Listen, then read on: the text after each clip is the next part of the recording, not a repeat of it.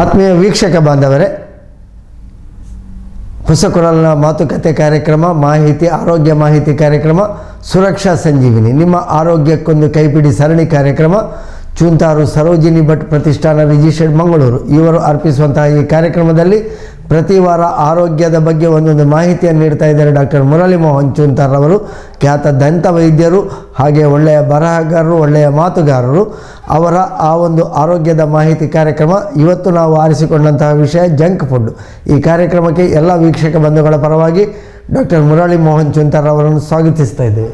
ನಮಸ್ಕಾರ ಡಾಕ್ಟ್ರೇ. ಸುರಕ್ಷಾ ಸಂಜೀವಿನಿ ನಿಮ್ಮ ಆರೋಗ್ಯಕ್ಕೊಂದು ಕೈಪಿಡಿಯಲ್ಲಿ ನಾವು ವಾರಕ್ಕೊಂದು ಮಾಹಿತಿಯನ್ನು ನೀಡ್ತಾ ಇದ್ದೇವೆ. ಈ ವಾರ ನಾವು ಆಯ್ದುಕೊಂಡಂತಹ ವಿಷಯ ಜಂಕ್ ಫುಡ್ಗಳು, ಅಂದರೆ ಫಾಸ್ಟ್ ಫುಡ್ಡು, ದಿಢೀರ ಆಹಾರಗಳು ಅಂತ ಹೇಳ್ತೇವೆ. ಸಾಮಾನ್ಯವಾಗಿ ಇವತ್ತಿನ ದಿನಗಳಲ್ಲಿ ಇದೊಂದು ಫ್ಯಾಷನ್ ಆಗಿದೆ. ಅಂದರೆ ಎಲ್ಲ ಕಾರ್ಯಕ್ರಮಗಳಲ್ಲೂ ಒಂದು ಅಥವಾ ಎರಡು ಐಟಮ್ಗಳಾದರೂ ಇಂತಹದ್ದು ಬೇಕು ಹೇಳಿ. ಉದಾಹರಣೆಗೆ ಗೋಬಿ ಮಂಚೂರಿ, ಬೇಬಿ ಕಾರ್ನ್, ಇಂತಹ ವಿಷಯಗಳು, ವಸ್ತುಗಳು ಇದ್ದೇ ಇರ್ತವೆ. ಯಾವುದೇ ಪಾರ್ಟಿಗೆ ಹೋದರೂ ಇದು ಇದ್ದೇ ಇರ್ತದೆ. ಈ ಜಂಕ್ ಫುಡ್ ಅಥವಾ ಫಾಸ್ಟ್ ಫುಡ್ ಅಂದರೆ ಏನು? ಆಹಾರಗಳಂದರೆ ಏನು?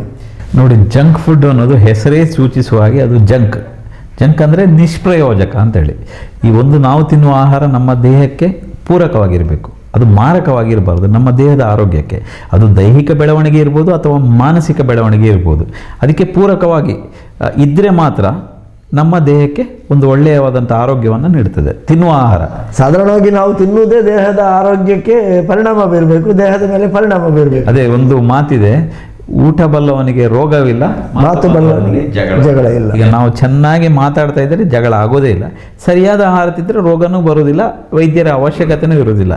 ಹೆಚ್ಚಿನ ಎಲ್ಲ ರೋಗಗಳನ್ನು ನಾವು ತಿನ್ನುವ ಆಹಾರದಿಂದಲೇ ನಾವು ತಡೆಗಟ್ಟಬಹುದು. ಸರಿಯಾದ ಆಹಾರವನ್ನು ಸರಿಯಾದ ಪ್ರಮಾಣದಲ್ಲಿ ಸರಿಯಾದ ಟೈಮ್ನಲ್ಲಿ ತಗೊಳ್ಬೇಕು. ಆದರೆ ಏನಾಗಿದೆ ಅಂತ ಹೇಳಿದರೆ, ಈಗ ನಮಗೆ ಸಿಗುವಂಥ ಎಲ್ಲ ಆಹಾರಗಳು, ಹೆಚ್ಚಿನ ಆಹಾರಗಳು ಜಂಕ್ ಅಂದರೆ ನಿಷ್ಪ್ರಯೋಜಕ, ಯಾವುದಕ್ಕೂ ಪ್ರಯೋಜನ ಇಲ್ಲದಂಥ ಆಹಾರ, ದಿಢೀರ್ ಆಹಾರ, ಫಾಸ್ಟ್ ಫುಡ್ ಏನು ಹೇಳ್ತೇವೆ, ರೆಡಿಮೇಡ್ ಫುಡ್ಗಳು, ದಿಢೀರ್ ಆಹಾರ. ಈಗ ಯಾರಿಗೂ ಟೈಮ್ ಇಲ್ಲ, ಎಲ್ಲರಿಗೂ ಸಹ ತಿನ್ನಲಿಕ್ಕೂ ಟೈಮ್ ಇಲ್ಲ, ಯಾವುದಕ್ಕೂ ಟೈಮ್ ಇಲ್ಲ, ಮಲಗಲಿಕ್ಕೂ ಟೈಮ್ ಇಲ್ಲ, ನಿದ್ದೆಗೂ ಟೈಮ್ ಇಲ್ಲ. ದಿಢೀರ್ ಆಹಾರ, 5 ನಿಮಿಷ ಏನು ಮಾಡ್ತೀವಿ, ಮನೆಗೆ ಹೋದ ಕೂಡಲೇ ಪ್ರಿಪೇರ್ ಆಗಿ, ಗಂಡ ಹೆಂಡತಿ ಇಬ್ಬರು ಕೆಲಸಕ್ಕೆ ಹೋಗೋರು, ಅರ್ಜೆಂಟ್ ಬ್ರೇಕ್ಫಾಸ್ಟ್ ಆಗಬೇಕು, ಪ್ಯಾಕೆಟ್ ಓಪನ್ ಮಾಡಿ ಬಿಸಿ ನೀರಿಗೆ 2 ನಿಮಿಷದಲ್ಲಿ ಮ್ಯಾಗಿ ನೂಡಲ್ಸ್ ರೆಡಿ ಆಗತ್ತೆ, ತಯಾರಾಗಬೇಕು. ನನಗೆ ಮ್ಯಾಗಿ ಕಂಪೆನಿ ಮೇಲೆ ಯಾವುದೇ ರೀತಿಯ ದ್ವೇಷ ಇಲ್ಲ. ಆದರೆ ಈ ರೆಡಿಮೇಡ್ ಫುಡ್ ಏನಾಗ್ತದೆ ಅಂತೇಳಿ ಆದರೆ ಅದರಲ್ಲಿ ಯಾವುದೇ ಪೌಷ್ಟಿಕಾಂಶ ಇಲ್ಲ. ಈ ಜಂಕ್ ಫುಡ್ ಯಾವಾಗ ಆಗುತ್ತೆ ಅಂದರೆ ಅದರಲ್ಲಿ ನಾವು ತಿನ್ನುವ ಆಹಾರ ಬ್ಯಾಲೆನ್ಸ್ಡ್ ಡಯಟ್ ಆಗಿರಬೇಕು, ಸಮತೋಲಿತ ಆಹಾರ ಅಂತ ಹೇಳ್ತೇವೆ. ಅದರಲ್ಲಿ ಪ್ರೋಟೀನ್ಸ್ ಇರಬೇಕು, ವೈಟಮಿನ್ಸ್ ಇರಬೇಕು, ಶರ್ಕರ ಪಿಷ್ಟ ಇರಬೇಕು, ಕೊಬ್ಬು ಇರಬೇಕು, ಶುಗರ್ ಇರಬೇಕು, ಸೋಡಿಯಂ ಇರಬೇಕು, ಲವಣಗಳಿರಬೇಕು. ಎಲ್ಲವೂ ಇದ್ದರೆ ಅದೊಂದು ಆಹಾರ. ದೇಹಕ್ಕೆ ಬರೀ ನಮಗೆ ಒಂದು ಕ್ಯಾಲ್ಸಿಯಮ್ಮು ಬೇಕು, ಸೋಡಿಯಮ್ಮು ಬೇಕು, ವಿಟಮಿನ್ಸ್ ಬೇಕು, ಎಲ್ಲವೂ ಇದ್ದರೆ ನಮ್ಮ ದೇಹದ ಎಲ್ಲ ಅಂಗಾಂಗಗಳು ಬೆಳಿಲಿಕ್ಕೆ, ಸ್ನಾಯುಗಳಿಗೆ ಬೆಳವಣಿಗೆ ಆಗಲಿಕ್ಕೆ ಸಾಧ್ಯ. ಆದರೆ ಈ ಜಂಕ್ ಫುಡ್ ಉಂಟಲ್ಲ, ಇದರಲ್ಲಿರುವಂಥದ್ದು ಬರೀ ಒಂದು ನಮ್ಮ ನಾಲಿಗೆಗೆ ರುಚಿಗೆ ತಕ್ಕಂತೆ ಇರುವಂಥ, ಇದರಲ್ಲಿರುವಂಥದ್ದು ಒಂದು ಶುಗರ್ ಇರ್ತದೆ, ಒಂದು ಲವಣ ಇರ್ತದೆ, ಉಪ್ಪು. Either it will be very spicy ಆಗಿರುತ್ತೆ. ಸ್ವಲ್ಪ ಉಪ್ಪು ಖಾರ ಇದ್ದರೆ ಟೇಸ್ಟ್ ಜಾಸ್ತಿ. ನಾವು ಎಲ್ಲ ನಾಲಿಗೆ ದಾಸರು. ನಮಗೆ ನಾಲಿಗೆ ದಾಸರಾಗಿ ನಾವು ತಿಂದರೆ ನಮ್ಮ ಹೊಟ್ಟೆ ಅಥವಾ ದೇಹ ರೋಗ ರುಜಿನಗಳ ಹಂದರ ಆಗ್ತದೆ. ಈ ಜಂಕ್ ಫುಡ್ಗಳಲ್ಲಿರುವಂಥದ್ದು ಇಷ್ಟೇ. ಇಟ್ ಈಸ್ ಜಸ್ಟ್ ಒಂದು ಏನಾಗುತ್ತೆ ಅಂತ ಹೇಳಿದರೆ, ತುಂಬ ಸ್ಪೈಸಿಯಾಗಿ, ಸ್ವಲ್ಪ ಸ್ಪೈಸಿಯಾಗಿ, ಸ್ವಲ್ಪ ಖಾರವಾಗಿ, ಸ್ವಲ್ಪ ಉಪ್ಪು ಜಾಸ್ತಿ ಇರುವಂಥ ಇದು. ಈ ಜಂಕ್ ಫುಡ್ ತಿಂದರೆ ನಮಗೆ ದೇಹಕ್ಕೆ ಬೇಕಾದ, ಬೆಳವಣಿಗೆ ಬೇಕಾದ ಯಾವುದೇ ಅಂಶಗಳು ಸಿಗುವುದಿಲ್ಲ. ಅದು ಏನಾಗ್ತದೆ, ಬೆಳವಣಿಗೆ, ಅದರ ಜೊತೆಗೆ ಇದರಲ್ಲಿರುವಂಥ ಬೇರೆ ಬೇರೆ ಕೆಮಿಕಲ್ಸ್ ಇರ್ಬೋದು, ಅದನ್ನು ನಾವು ಮುಂದೆ ಹೇಳ್ತೇವೆ ಏನೇನಿದೆ ಅಂತೇಳಿ. ಅದು ನಮ್ಮ ದೇಹಕ್ಕೆ ಬೆಳವಣಿಗೆಗೆ ಮಾರಕ ಆಗ್ತದೆ. ಆದ ಕಾರಣ ದಯವಿಟ್ಟು ಜಂಕ್ ಫುಡ್ಗಳನ್ನು ತಿನ್ನಬೇಡಿ.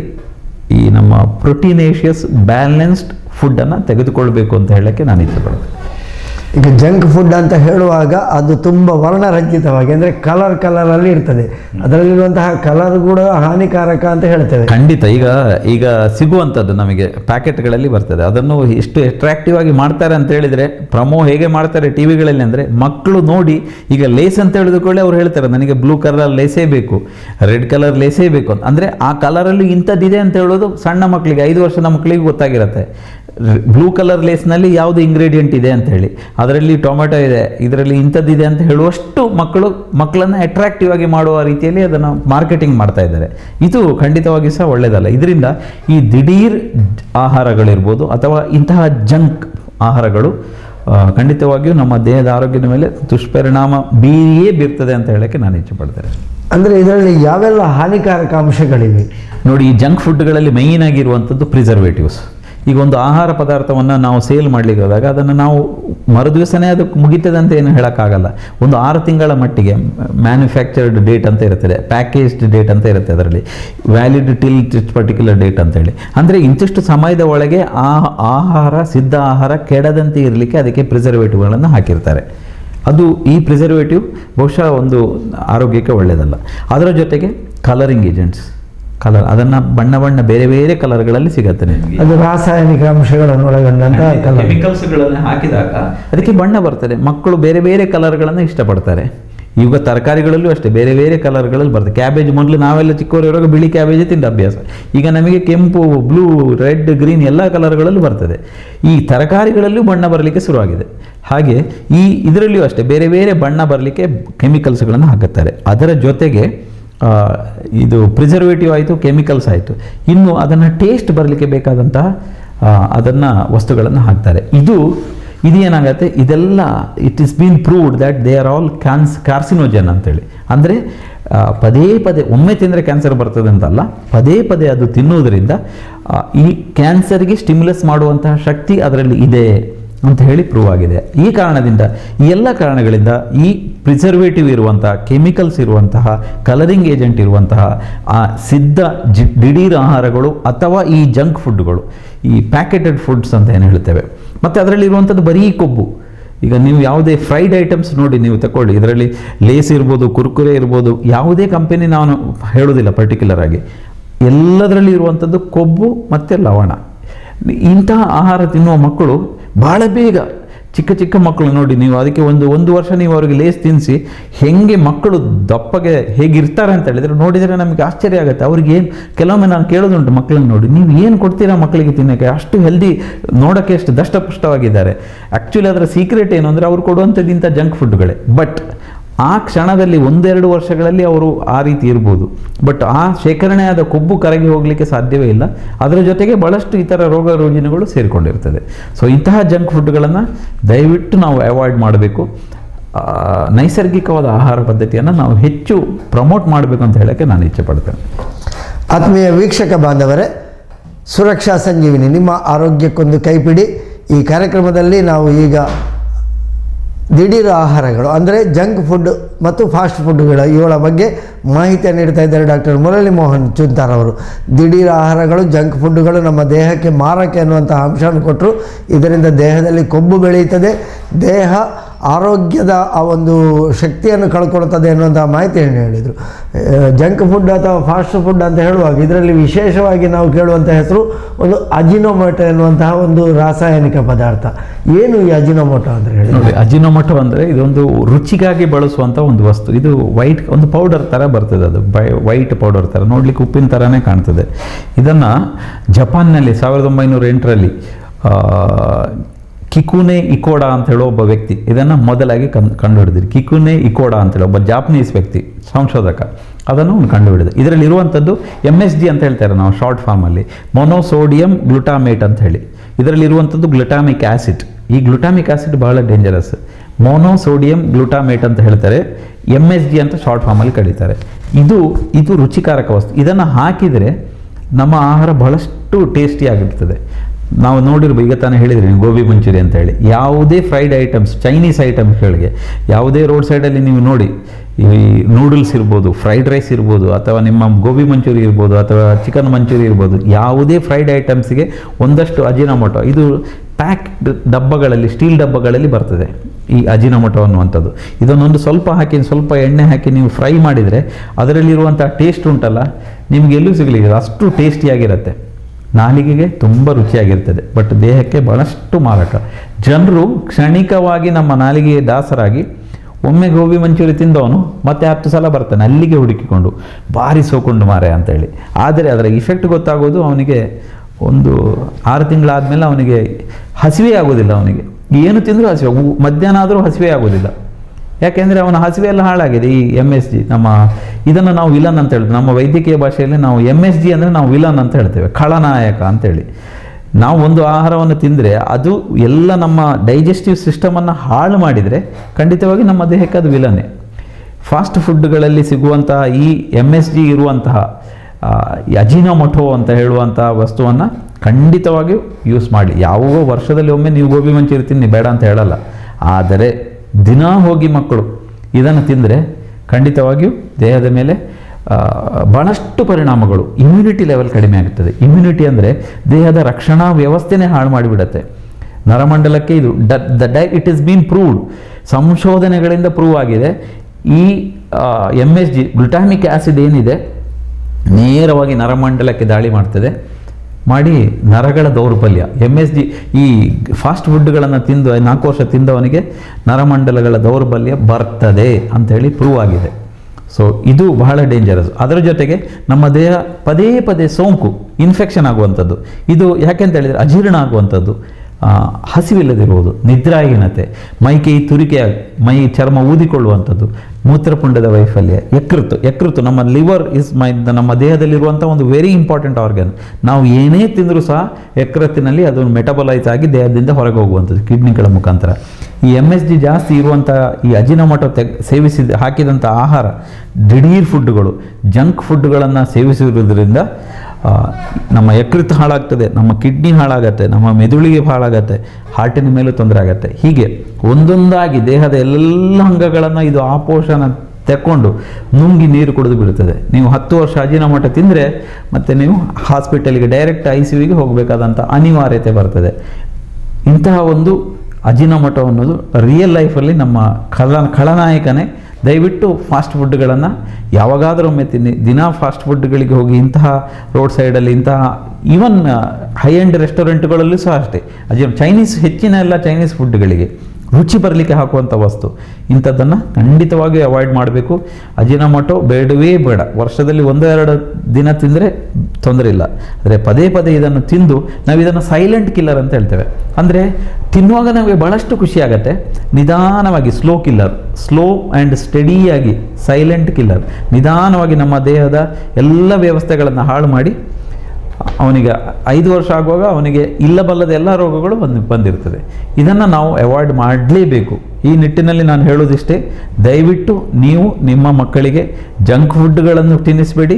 ದಿಢೀರ್ ಆಹಾರಗಳು, ಮ್ಯಾಗಿ ನೂಡಲ್ಸ್ ಇರ್ಬೋದು, ಮಂಚೂರಿಯನ್ ಇರ್ಬೋದು, ಫ್ರೈಡ್ ರೈಸ್ ಇರ್ಬೋದು. ನೀವು ಚೈನೀಸ್ ಫ್ರೈಡ್ ರೈಸ್ ನೋಡಿ ರೋಡ್ ಸೈಡಲ್ಲಿ ಎಷ್ಟು ಚಂದ ಟೇಸ್ಟ್ ಇರ್ತದೆ ಅಂದರೆ ಯಾವುದೇ 5 ಸ್ಟಾರ್ ಹೋಟೆಲ್ಗೆ ಹೋದರೂ ಅಷ್ಟು ಟೇಸ್ಟ್ ಇರಲ್ಲ. ಯಾಕೆ ಅಂತ ಹೇಳಿದರೆ ಅವ್ರು ಹಾಕೋದಿದ್ವಿ ಅಜಿನೋಮೊಟೊ, ತಿನ್ನಲಿಕ್ಕೆ ಖುಷಿ ಆಗ್ತದೆ. ಮಧ್ಯಮ ವರ್ಗದ ಜನರು ಇದಕ್ಕೆ ಇದು ತುತ್ತಾಗೋದು ಬಹಳ ಬೇಜಾರು. ಏನಾಗ್ತದೆ ಅಂತ ಹೇಳಿದರೆ ರೋಡ್ ಸೈಡಲ್ಲಿ ಬಾರ್ಗಳಲ್ಲಿ ಡ್ರಿಂಕ್ಸ್ ತಗೊಳ್ತಾರೆ, ತಿನ್ನಲಿಕ್ಕೆ ಆಗುವಾಗ ಈ ರೋಡ್ ಸೈಡ್ ರೆಸ್ಟೋರೆಂಟ್ಗಳಿಗೆ ಹೋಗ್ತಾರೆ. ಇಂತಹ ಫುಡ್ಗಳನ್ನು 1-2 ಡ್ರಿಂಕ್ ತಗೊಂಡ್ಮೇಲೆ ಅವರಿಗೆ ದೇಹದ ರುಚಿ ಜಾಸ್ತಿ ಆಗ್ತದೆ. ಇಂಥದ್ದು ತಿಂದಾಗ ಅದಕ್ಕೆ ಅಡಿಕ್ಷನ್ ಬಂದುಬಿಡ್ತದೆ. ಇದು ಒಂದು ರೀತಿಯ ಅಡಿಕ್ಷನ್ ಆಗುವ ಸಾಧ್ಯತೆ ಇದೆ. ಈ ಕಾರಣದಿಂದ ನಾನು ಹೇಳೋದಷ್ಟೇ, ಮಕ್ಕಳಿರ್ಬೋದು, ದೊಡ್ಡವರಿರ್ಬೋದು, ಹಿರಿಯರಿರ್ಬೋದು, ಕಿರಿಯರಿರ್ಬೋದು, ಇಂತಹ ಈ ದಿಢೀರ್ ಫುಡ್ಗಳನ್ನು, ಜಂಕ್ ಫುಡ್ಗಳನ್ನು ದಯವಿಟ್ಟು ಸೇವಿಸಬೇಡಿ. ಸೇವಿಸಿದರೆ ನಿಮ್ಮ ಆರೋಗ್ಯನೂ ಹಾಳಾಗತ್ತೆ. ನೀವು ಒಂದಲ್ಲ ಒಂದು ದಿವಸ ಖಂಡಿತವಾಗಿಯೂ ಸಹ ಆಸ್ಪತ್ರೆಗೆ ICUಗೆ ಅಡ್ಮಿಟ್ ಆಗುವಂಥ ಎಲ್ಲ ಅವಕಾಶಗಳು ಮುಕ್ತವಾಗಿರ್ತದೆ ಅಂತ ಹೇಳಕ್ಕೆ ನಾನು ಇಚ್ಛೆ ಪಡ್ತೇನೆ. ನಿಧಾನವಾಗಿ ನಮ್ಮ ದೇಹವನ್ನು ಕೊಲ್ಲುವಂತಹ ಆಹಾರ ಇದು. ನಾನು ಮತ್ತೊಂದು ವಿಷಯಗಳಿದ್ದೇನೆ. ಈಗ ಇಂತಹ ಅಜಿನೋಮೊಟೊ ಸೇವನೆಯಿಂದ ಅದರಲ್ಲೂ ವಿಶೇಷವಾಗಿ ಮಕ್ಕಳ ಬೆಳವಣಿಗೆ ಕುಂಠಿತ ಆಗ್ತದೆ, ಅಂದರೆ ಮೂಳೆಗಳು ಮೃದು ಆಗಿರ್ತದೆ ಅಂತ ಹೇಳಿ ನೀವು ಹೇಳಿದ ವಿಚಾರ 100% ನಿಜಾನೇ. ಯಾಕೆಂದರೆ ಇದು ನಮ್ಮ ದೇಹದ ಎಲುಬಿನ ಸಾಂದ್ರತೆಯನ್ನು ಕಡಿಮೆ ಮಾಡುತ್ತದೆ, ಕ್ಯಾಲ್ಸಿಯಮನ್ನು ಅಬ್ಸಾರ್ಬ್ ಮಾಡುತ್ತೆ. ಸೊ ಕ್ಯಾಲ್ಸಿಯಮನ್ನು ದೇಹದಿಂದ ಅಬ್ಸಾರ್ಬ್ ಮಾಡೋ ವ್ಯವಸ್ಥೆಯನ್ನು ಹಾಳು ಮಾಡುತ್ತದೆ, ಎಲುಬನ್ನು ಟೊಳ್ಳಾಗಿಸ್ತದೆ, ಖಂಡಿತವಾಗಿಯೂ ಮೂಳೆ ರಂಧ್ರತೆ ಆಸ್ಟಿಯೋಪೋರೋಸಿಸ್ಗೂ ಕಾರಣ ಆಗ್ತದೆ. ಖಂಡಿತವಾಗಿ ಸಹ ದೇಹದ ಬೆಳವಣಿಗೆಯೂ ಕುಂಠಿತವಾಗ್ತದೆ. ಅದರ ಜೊತೆಗೆ ಕಿಡ್ನಿ ವೈಫಲ್ಯ ಇರ್ಬೋದು, ಮತ್ತು ಲಿವರ್ ವೈಫಲ್ಯ ಇರ್ಬೋದು. ಹೀಗೆ ಹಲವು ರೋಗಗಳು ಇದು ಒಮ್ಮೆ ತಿಂದರೆ ಬರ್ತದೆ ಅಂತಲ್ಲ, 7-8 ವರ್ಷ ಇದನ್ನೇ ನಾವು ಫಾಸ್ಟ್ ಫುಡ್ಡನ್ನೇ ತಿನ್ನುವ ವ್ಯವಸ್ಥೆಗೆ ಹೋಗಿಕೊಂಡ್ರೆ ಖಂಡಿತವಾಗಿ ಸಹ ಇಂಥ ಎಲ್ಲ ತೊಂದರೆಗಳು ಬರಲಿಕ್ಕೆ ಸಾಧ್ಯ ಆಗ್ತದೆ. ಇದನ್ನು ಅವಾಯ್ಡ್ ಮಾಡಬೇಕು ಅಂತ ನಾನು ವೀಕ್ಷಕರಲ್ಲಿ ಕಳಕಳಿಯಿಂದ ಕೇಳಿಕೊಳ್ತಾ ಇದ್ದೇನೆ. ಆತ್ಮೀಯ ವೀಕ್ಷಕ ಬಾಂಧವರೇ, ಸುರಕ್ಷಾ ಸಂಜೀವಿನಿ ನಿಮ್ಮ ಆರೋಗ್ಯಕ್ಕೊಂದು ಕೈಪಿಡಿ ಸರಣಿ ಕಾರ್ಯಕ್ರಮ, ವಾರದ ಮಾಹಿತಿ ಕಾರ್ಯಕ್ರಮದಲ್ಲಿ ನಾವು ಜಂಕ್ ಫುಡ್ ಅಂದರೆ ದಿಢೀರ್ ಆಹಾರದಿಂದ ಆಗುವಂತಹ ದುಷ್ಪರಿಣಾಮಗಳ ಬಗ್ಗೆ ಮತ್ತು ದಿಢೀರ್ ಆಹಾರಗಳು ಅಂದರೆ ಏನು, ಅದರಲ್ಲಿರುವಂತಹ ರಾಸಾಯನಿಕ ಅಂಶಗಳ ಬಗ್ಗೆ ಒಳ್ಳೆಯ ಮಾಹಿತಿಯನ್ನು ಕೊಟ್ಟಿದ್ದಾರೆ ಡಾಕ್ಟರ್ ಮುರಳಿ ಮೋಹನ್ ಚೂಂತಾರ್ ಅವರು. ಈಗ ಡಾಕ್ಟ್ರೇ, ಜಂಕ್ ಫುಡ್ಗಳು ನಾವು ಇದರಿಂದ ಆಕರ್ಷಿತರಾಗುವುದು, ಪದೇ ಪದೇ ತಿನ್ನುವುದರಿಂದ ಆಗುವ ದುಷ್ಪರಿಣಾಮಗಳನ್ನು ಹೇಳಿದ್ರಿ. ಇದನ್ನು ಹೇಗೆ ನಾವು ತಡೆಗಟ್ಟಬಹುದು? ನೋಡಿ, ಒಂದು ಮಕ್ಕಳಿಗೆ ಸರಿಯಾದ ಆಹಾರ ಪದ್ಧತಿಯನ್ನು ಹೆತ್ತವರು ಮತ್ತು ಶಿಕ್ಷಕರು ಹೇಳಿಕೊಡಬೇಕು. ಯಾವುದು ತಿನ್ನಬೇಕು, ಯಾವುದು ತಿನ್ನಬಾರ್ದು ಅನ್ನುವ ಮಾಹಿತಿಯನ್ನು ಅವರಿಗೆ, ಮಕ್ಕಳಿಗೆ ಸರಿಯಾದ ಮಾರ್ಗದರ್ಶನ ನೀಡಲೇಬೇಕಾಗತ್ತೆ. ಯಾಕಂತ ಹೇಳಿದರೆ ಎರಡು ರೀತಿಯ ಕ್ಯಾಟಗರಿ ಮನುಷ್ಯರಿರ್ತಾರೆ. ತಿನ್ನಲಿಕ್ಕಾಗಿ ಬದುಕುವವರು, ಬದುಕಲಿಕ್ಕಾಗಿ ತಿನ್ನುವವರು. ನಾವು ಬದುಕಲಿಕ್ಕಾಗಿ ತಿನ್ನುವುದು ಅನ್ನೋ ಒಂದು ಕಲ್ಪನೆಯನ್ನು ನಮ್ಮ ಮಕ್ಕಳಲ್ಲಿ ನಾವು ಅಳವಡಿಸಿಕೊಳ್ಬೇಕು. ಹಾಗೆ ಮಾಡಿದರೆ ಖಂಡಿತವಾಗಿ ಸಹ ಯಾವುದೇ ತೊಂದರೆ ಆಗಲಿಕ್ಕಿಲ್ಲ. ಇನ್ನೊಂದು, ತಿನ್ನುವಾಗಲೂ ಅಷ್ಟೇ, ನಾವಾಗಲಿ ನಾವು ನಮ್ಮ ಮಕ್ಕಳಿಗಾಗಲಿ ನಾವು ಹೇಗೆ ತಿನ್ನಬೇಕು ಅಂತ ಹೇಳಿದರೆ, ನಾವು 100 ವರ್ಷ ಬದುಕಬೇಕು ಅಂತ ತಿನ್ನಬೇಕು, ಮತ್ತು ನಾಳೆ ಸಾಯ್ತೀನಿ ಅಂತ ರೀತಿಯಲ್ಲಿ ಕೆಲಸ ಮಾಡಬೇಕು. ಅಷ್ಟು ಶ್ರದ್ಧೆಯಿಂದ ಕೆಲಸ ಮಾಡಬೇಕು. ನಾಳೆ ಸಾಯ್ತೀನಿ, ಇವತ್ತೇ ಮುಗಿಸಬೇಕು ಅಂತೇಳಿ. ಆದರೆ ನಾವು ಏನು ಮಾಡ್ತೀವಿ ಅಂತ ಹೇಳಿದ್ರೆ, ನಾವು ಹೇಗೆ ತಿಂತೀವಿ ಅಂದರೆ, ನಾವು 100 ವರ್ಷ ಬದುಕ್ತೇವೆ ಅಂತ ತಿಂತೇವೆ, ಆದರೆ ಕೆಲಸ ಮಾಡೋದು 100 ವರ್ಷ ಬದುಕ್ತೇವೆ ಅಂತೇಳಿ ಕೆಲಸ ಮಾಡ್ತೇವೆ. ತಿನ್ನೋದು ನಾಳೆ ಸಾಯ್ತೀವಿ ಅಂತ ಎಲ್ಲ ಇವತ್ತೇ ತಿನ್ನೋಕ್ಕೆ ಪ್ರಯತ್ನ ಮಾಡ್ತೇವೆ. ಇದು ನಾವು ಮಾಡುವ ಬಹಳಷ್ಟು ದೊಡ್ಡ ತಪ್ಪು. ಇದನ್ನು ನಾವು ಚೇಂಜ್ ಮಾಡ್ಕೊಳ್ಬೇಕು. ನಮ್ಮ ಲೈಫ್ ಸ್ಟೈಲ್, ನಮ್ಮ ಆಹಾರ ಪದ್ಧತಿ, ನಮ್ಮ ಜೀವನ ಶೈಲಿ, ಇದನ್ನು ಚೇಂಜ್ ಮಾಡ್ಕೊಳ್ಬೇಕು. ಇದನ್ನು ನಾವು ಅನುಸರಿಸಬೇಕು. ನಾವು ಮಕ್ಕಳಿಗೆ ರೋಲ್ ಮಾಡೆಲ್ ಆಗಿರಬೇಕು. ಮನೆಯಲ್ಲಿ ತಂದೆ 90 ಪೆಗ್ ಹಾಕ್ಕೊಂಡು ಮಗನಿಗೆ ಪೆಪ್ಸಿ ಕುಡಿಬೇಡ ಅಂದರೆ ಯಾವ ಮಕ್ಕಳು ಸಹ ಒಪ್ಪಲಿಕ್ಕಿಲ್ಲ. ತಂದೆ ಗ್ಲಾಸಲ್ಲಿ ಕಲರ್ ಡ್ರಿಂಕ್ ಇರುವಾಗ ಅವನು ಸೋಡಾ ಮತ್ತು ಐಸ್ ಕ್ಯೂಬ್ಸ್ ಹಾಕಿ ವಿಸ್ಕಿ ಹಾಕ್ಕೊಂಡಾಗ ಮಕ್ಕಳು ಪೆಪ್ಸಿ ಕುಡಿಯೋದೇ ಇರ್ತಾರಾ? ಅದನ್ನು ರೋಲ್ ಮಾಡೆಲ್ ಆಗಿ ತಂದೆಯವರು ನಂಬರ್ 1 ಆಗಿ ಮಾಡಬೇಕು. ನಂಬರ್ 1 ಹೆತ್ತವರ ಜವಾಬ್ದಾರಿ. ನಂಬರ್ 2 ಶಾಲೆಯಲ್ಲಿ ಶಿಕ್ಷಕರು ಹೇಳಬೇಕು.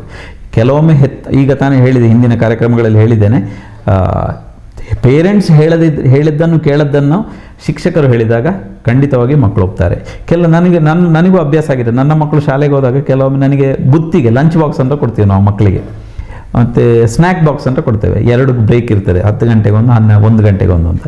ಈ ಸ್ನ್ಯಾಕ್ ಬಾಕ್ಸ್ಗಳಿಗೆಲ್ಲ ಮನೆಯಲ್ಲಿ ಅಮ್ಮಂದರಿಗೆ ಕೆಲಸ ಮಾಡಲಿಕ್ಕೆ ಉದಾಸೀನ ಆದರೆ ಬೆಳಿಗ್ಗೆ ಏನು ಮಾಡ್ತಾರೆ, ಈ ಕುರ್ಕುರೆಯನ್ನು ತುಂಬಿಸಿ ಇಡ್ತಾರೆ, ಲೇಸನ್ನು ತುಂಬಿಸಿ ಇಡ್ತಾರೆ ಈ ಸ್ನ್ಯಾಕ್ ಬಾಕ್ಸಿಗೆ.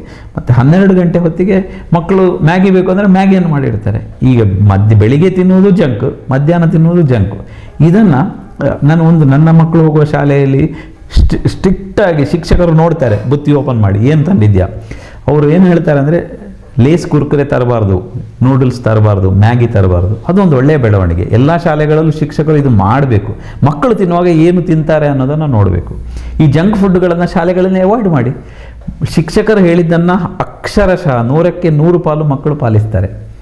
ನೀವು ಅದನ್ನು ತಪ್ಪಿ ನೀವು ತಾಯಂದಿರು ಹಾಕಿದರೂ ಸಹ ಮಕ್ಕಳು ತಿನ್ನೋದೇ ಇಲ್ಲ. ನನಗೆ ಮಾಸ್ಟರ್ ಹೇಳಿದ್ದಾರೆ ಲೇಸ್ ಕುರ್ಕುರೆ ತಿನ್ನಬಾರ್ದು ಅಂತೇಳಿ ಹಾಗೆ ತರ್ತಾರೆ ಮನೆಗೆ. ಇದು ಏನು ತಿನ್ನದೇ ಇರುವುದು ಬೆಟರ್. ಇದನ್ನು ತಿಂದರೆ ಖಂಡಿತವಾಗಿ ತೊಂದರೆ ಆಗ್ತದೆ. ಸೊ ಇದನ್ನು ನಾವು ಅಳವಡಿಸ್ಕೊಳ್ಬೇಕು. ಶಾಲೆಗಳಲ್ಲಿ ಶಿಕ್ಷಕರು ಇದನ್ನು ಕಂಪಲ್ಸರಿ ಮಾಡಬೇಕು. ಜಂಕ್ ಫುಡ್ಗಳನ್ನು ತರಬಾರ್ದು. ಹಾಗಾದರೆ ಏನು ತಿನ್ನಬೇಕು ಅನ್ನೋ ಪ್ರಶ್ನೆ ಬರ್ತದೆ.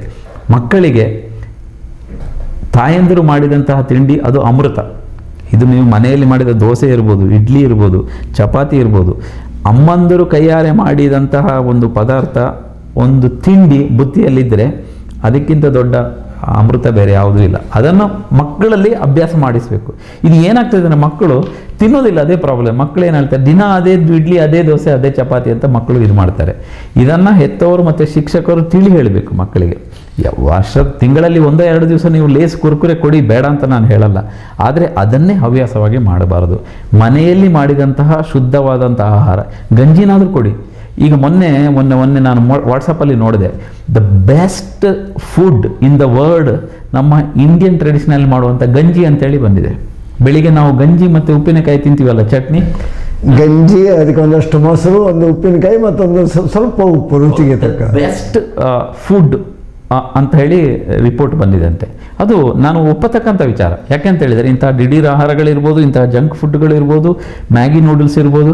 ನೀವು ವೆಸ್ಟರ್ನ್ ಕಂಟ್ರೀಸಿಗೆ ಹೋಗಿ, ನೀವು ಕಾಂಟಿನೆಂಟಲ್ ಬ್ರೇಕ್ಫಾಸ್ಟ್ ಅಂತೇಳಿ ನಿಮಗೆ ಸಿಗುವಂಥದ್ದೇನು, ಬ್ರೆಡ್, ಕಾಂಟಿನೆಂಟಲ್ಲಿ ಕೊಡುವಂಥದ್ದು ಅಂಥದ್ದೇ, ಕೇಕ್ಗಳು, ಬೇಕರಿ ಐಟಮ್ಗಳು, ಬರ್ಗರ್ಗಳು, ಪಿಜ್ಜಾಗಳು ಅಂಥದ್ದೇ ಸಿಗುವಂಥದ್ದು. ಈ ಜಂಕ್ ಫುಡ್ಗಳಲ್ಲಿ ಇದು ಬರ್ತದೆ, ಬರ್ಗರ್, ಪಿಜ್ಜಾ ಮತ್ತು ಮೆಕ್ಡೊನಾಲ್ಡ್ಸ್ಗೆ ಹೋದರೆ ನಿಮಗೆ 1000 ರೀತಿಯ ಅದರಲ್ಲಿ ಬೇರೆ ಬೇರೆ ರೀತಿಯ ಟಾಪ್ಲಿಂಗ್ಸ್, ಬೇರೆ ಬೇರೆ ಕಲರ್ದು ಆನಿಯನ್ ಟಾಪ್ಲಿಂಗ್ಸ್ ಅಂತೆ, ಕ್ಯಾಪ್ಸಿಕಮ್ ಟಾಪ್ಲಿಂಗ್ಸ್, ಏನೇನೋ ಬರ್ತದೆ. ನಾವು ಹಿಂದಿನ ಸಂಚಿಕೆಯಲ್ಲಿ ಹೇಳಿದಾಗ ಎಲ್ಲದಕ್ಕಿಂತ ದೊಡ್ಡ ನಾವು. ಹೌದೌದು, ಖಂಡಿತ. ಇದನ್ನೆಲ್ಲ ನಾವು ಅವಾಯ್ಡ್ ಮಾಡಬೇಕು. ಅದನ್ನು ಹೆಚ್ಚಿನ ನೀವು ಹೇಳಿದರೆ ನಂಬಲಿಕ್ಕಿಲ್ಲ, ಕೆಲವೊಂದು ಶಾಲೆಗಳಲ್ಲಿ ಡೈರೆಕ್ಟು ಈ ಮೊಬೈಲ್ನಲ್ಲಿ ಆ್ಯಪ್ ಇರುತ್ತೆ, ಡೆಲಿವರ್ ಆನ್. ನೀವು ಅಲ್ಲಿಗೆ ಆ್ಯಪಲ್ಲಿ ನಮಗೆ ಬರ್ಗರ್ ಅಂತ ಹೇಳಿದರೆ ಸ್ಕೂಲಿಗೆ ಬರ್ಗರ್ ಬಂದು ಹಾಗಾಯಿತು, ಅಲ್ಲೇ ತಿನ್ಬೋದು. ಲಂಚ್ ಟೈಮಲ್ಲಿ ಬಿಸಿ ಬಿಸಿ ನನ್ನ ಮಗನಿಗೆ ಬರ್ಗರ್ ತುಂಬ ಇಷ್ಟ, ಅವನು ಮೊಬೈಲಲ್ಲಿ ಅಲ್ಲೇ ಆರ್ಡರ್ ಮಾಡ್ತಾನೆ ಅಂತೇಳಿ. ಒಂದು ಮಾತು ಕೇಳಿದ್ದೆ, ಆಂಬ್ಯುಲೆನ್ಸ್ ಬಂದು ತಲುಪುವುದಕ್ಕಿಂತ ಮೊದಲು ನಾವು ಪಿಜ್ಜಾ ಬರ್ಗರ್ ಬಂದು ತಲುಪುತ್ತದೆ, ಅಷ್ಟು ವೇಗವಾಗಿ ಬೆಳೆದಿದೆ. ಹೌದೌದು, ಖಂಡಿತವಾಗಿ ಸಹ ಇದನ್ನೆಲ್ಲ ನಾವು ಅವಾಯ್ಡ್ ಮಾಡಬೇಕು. ನಮ್ಮ ಭಾರತದಲ್ಲಿ ಆ ಸಿಸ್ಟಮ್ ಇಲ್ಲ, ಬಟ್ ವೆಸ್ಟರ್ನ್ ಕಂಟ್ರೀಸ್ನಲ್ಲಿ ಈ ರೀತಿಯ ಒಂದು ವ್ಯವಸ್ಥೆ, ಸ್ಕೂಲ್ಗಳಿಗೆ ಡೈರೆಕ್ಟ್ ಪಿಜ್ಜಾ ಡೆಲಿವರಿ ಆಗುವಂಥ ವ್ಯವಸ್ಥೆನೂ ಇದೆ. ಅಂಥ ವ್ಯವಸ್ಥೆ ನಮ್ಮ ಭಾರತದಲ್ಲಿ ಬರೋದು ಬೇಡ. ಇಂತಹ ಜಂಕ್ ಫುಡ್ಗಳು ನಮಗೆ ಬೇಡ. ನಮ್ಮ ಶಾಲೆಗಳಲ್ಲಿ ಶಿಕ್ಷಕರು, ಹೆತ್ತವರು ಸೇರಿ ಒಂದು ಇದು ನಮ್ಮ ಸಮತೋಲಿತವಾದಂಥ ಆಹಾರ, ಆರೋಗ್ಯಪೂರ್ಣವಾದ ಆಹಾರ ಸಿಗುವಂಥ ಆಗಲಿ. ಮತ್ತು ಡಿಸ್ಟ್ರಿಕ್ಟ್ ಅಡ್ಮಿನಿಸ್ಟ್ರೇಷನ್ ಸಹ ಉಂಟು. ಈಗ ಕೋಪ್ಟಾ ಅಂತ ಇದೆ, ಈಗ ಟೊಬ್ಯಾಕೊ ಪ್ರಾಡಕ್ಟ್ಸ್ಗಳನ್ನು 100 ಮೀಟರ್ ಶಾಲೆಯಿಂದ ಸೇಲ್ ಮಾಡಬಾರ್ದು. ಇದು ಗುಟ್ಕಾ ಇರ್ಬೋದು, ಪಾನ್ ಪರಾಗ್ ಇರ್ಬೋದು, ಸಿಗರೇಟ್ಗಳನ್ನು. ಅದೇ ರೀತಿ ಜಂಕ್ ಫುಡ್ಗಳನ್ನು ಸೇಲ್ ಮಾಡಬಾರ್ದು ಅಂತ ರೂಲ್ ಇದೆ. ಈ ನೀವು ನೋಡಿರ್ಬೋದು, ಒಂದು ಸಣ್ಣ ಸಣ್ಣ ಗೂಡಂಗಡಿಗಳಲ್ಲಿ ಸಾಲಾಗಿ ಲೇಸ್, ಕುರ್ಕುರೆಗಳೆಲ್ಲ 100 ಪ್ಯಾಕೆಟ್ಗಳನ್ನು ಹಾಕ್ತಾರೆ. ಅದು ನೋಡಲಿಕ್ಕೆ ಖುಷಿ ಆಗ್ತದೆ. ಮಕ್ಕಳು ಫಸ್ಟ್ಗೆ ಕಾಣೋದೇ ಅದು, ಆಕರ್ಷಣೀಯವಾಗಿ ಕಾಣೋದೇ ಅದು. ಅದರ ಪ್ಯಾಕೆಟ್ಗಳು ಅಷ್ಟು ಆಕರ್ಷಣೀಯವಾಗಿರ್ತದೆ. ಹೌದು, ನೀವು ಅಲ್ಲಿ 10 ಪೆಪ್ಸಿ ಬಾಟ್ಲ್ ಇಡಿ, ಒಂದು ಟೆಂಡರ್ ಕೋಕೋನಟ್ ಇಡಿ. ಮಕ್ಕಳು ಟೆಂಡರ್ ಕೋಕೋನಟ್ ಬೇಡ, ಅದಕ್ಕೆ ಕಲರೇ ಇಲ್ಲ, ನೀರು ಕುಡ್ದಾಗತ್ತೆ ಅವರಿಗೆ ಪೆಪ್ಸಿ ಕೊಟ್ಟರೆ, ನೀವು ಒಂದು ಮಿರಿಂಡ ಒಂದು ಪೆಪ್ಸಿ ಕೊಟ್ಟರೆ ಇನ್ನೊಂದು ಕೋಕು ಕೊಡಿ ಅಂತ ಹೇಳುವಷ್ಟು ಒಟ್ಟಿಗೆ ಮಕ್ಕಳು ಅದರ ಮೇಲೆ ಅಡಿಕ್ಷನ್ ಇದೆ.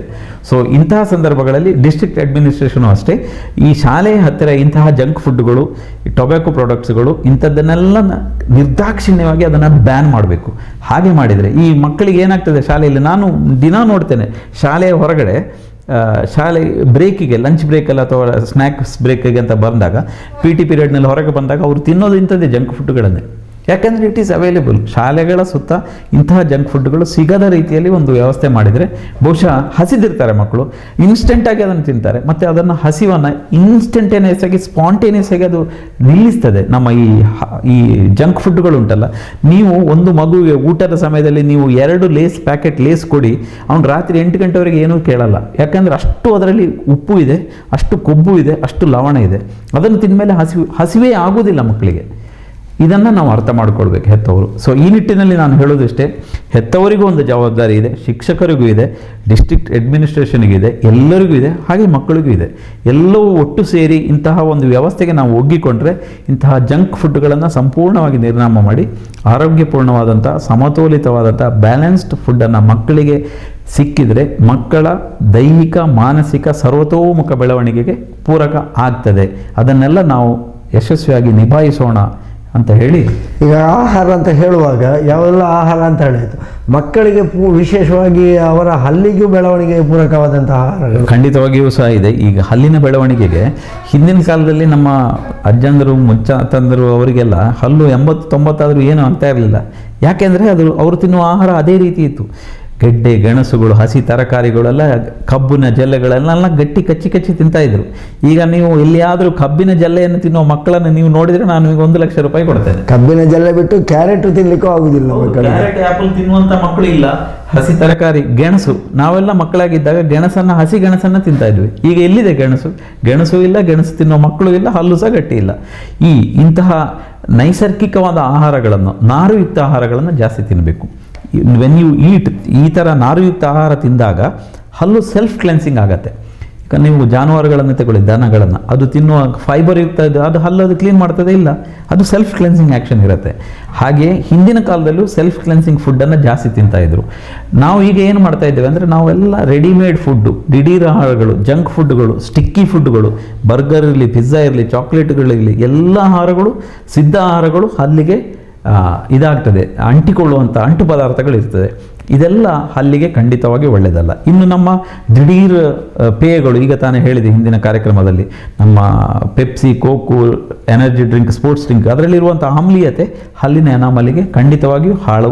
ಹಲ್ಲಿನಲ್ಲಿ ಹೈಪರ್ ಸೆನ್ಸಿಟಿವಿಟಿ, ಅತಿ ಸಂವೇದನೆ ಉಂಟು ಮಾಡ್ತದೆ, ಹಲ್ಲನ್ನು ಕರಗಿಸಿ ಹಾಕ್ತದೆ. ನೈಸರ್ಗಿಕವಾದಂಥ ನೀರು, ಎಳನೀರು, ಮಜ್ಜಿಗೆ, ಮತ್ತು ಇಂತಹ ನೈಸರ್ಗಿಕವಾದ ಪೇಯಗಳನ್ನು ಕುಡೀರಿ. ನೀರು ಜಾಸ್ತಿ ಕುಡೀರಿ, ಮತ್ತು ಸಿದ್ಧ ಆಹಾರಗಳನ್ನು ತಿನ್ನಬೇಡಿ, ಮತ್ತು ಫೈಬರ್ ಇರುವಂಥ ನಾರುಯುಕ್ತ ದವಡೆಗೆ ಸ್ಟಿಮ್ಯುಲಸ್ ಇರುವಂಥ ಆಹಾರಗಳನ್ನು ಸೇವಿಸಿ. ಹಾಗೆ ಮಾಡಿದರೆ ಹಲ್ಲಿನ ಆರೋಗ್ಯವನ್ನು ಖಂಡಿತವಾಗಿಯೂ ಕಾಪಾಡಿಕೊಳ್ಬೋದು. 70-80 ವಯಸ್ಸಿನಲ್ಲಿ ಸಹ ನಿಮಗೆ ನೈಸರ್ಗಿಕವಾದ ಗಟ್ಟಿಯಾದ ದಷ್ಟಪುಷ್ಟವಾದ ಆರೋಗ್ಯವಂತ ಹಲ್ಲುಗಳನ್ನು ಇಟ್ಟುಕೊಳ್ಬೋದು ಅಂತ ಹೇಳೋಕ್ಕೆ ನಾನು ಇಚ್ಛೆಪಡ್ತೇನೆ. ಆತ್ಮೀಯ ವೀಕ್ಷಕ ಬಾಂಧವರೇ, ಸುರಕ್ಷಾ ಸಂಜೀವಿನಿ ನಿಮ್ಮ ಆರೋಗ್ಯಕ್ಕೊಂದು ಕೈಬಿಡಿ ಈ ಸರಣಿ ಕಾರ್ಯಕ್ರಮದಲ್ಲಿ ದಿಢೀರ್ ಆಹಾರಗಳು, ಜಂಕ್ ಫುಡ್ಡುಗಳು, ಫಾಸ್ಟ್ ಫುಡ್ಡುಗಳು, ಇದರಿಂದ ಆಗುವ ನಮಗೆ ದುಷ್ಪರಿಣಾಮಗಳು, ಹೇಗೆ ಮಕ್ಕಳ ಬೆಳವಣಿಗೆಗೂ ಕೂಡ ಇದು ದುಷ್ಪರಿಣಾಮ ಬೀರುತ್ತದೆ, ಹಿರಿಯರಿಗೂ ಕೂಡ ಏನು ತೊಂದರೆ ಕೊಡ್ತದೆ, ಯಾವ ರೀತಿಯೆಲ್ಲ ಇದರಿಂದ ನಾವು ತಪ್ಪಿಸಿಕೊಳ್ಬೋದು, ಏನು ಆಹಾರಗಳನ್ನು ಸೇವಿಸಬೇಕು, ಎಲ್ಲ ಮಾಹಿತಿಯನ್ನು ಕೊಟ್ಟಿದ್ದಾರೆ ಡಾಕ್ಟರ್ ಮುರಳಿ ಮೋಹನ್ ಚೂಂತಾರ್ರವರು. ಅವರಿಗೆ ಎಲ್ಲ ವೀಕ್ಷಕ ಬಂಧುಗಳ ಪರವಾಗಿ ವಂದನೆಗಳನ್ನು ಸಲ್ಲಿಸ್ತಾ ಇದ್ದೇವೆ. ವಂದನೆಗಳು ಡಾಕ್ಟರ್. ಧನ್ಯವಾದ.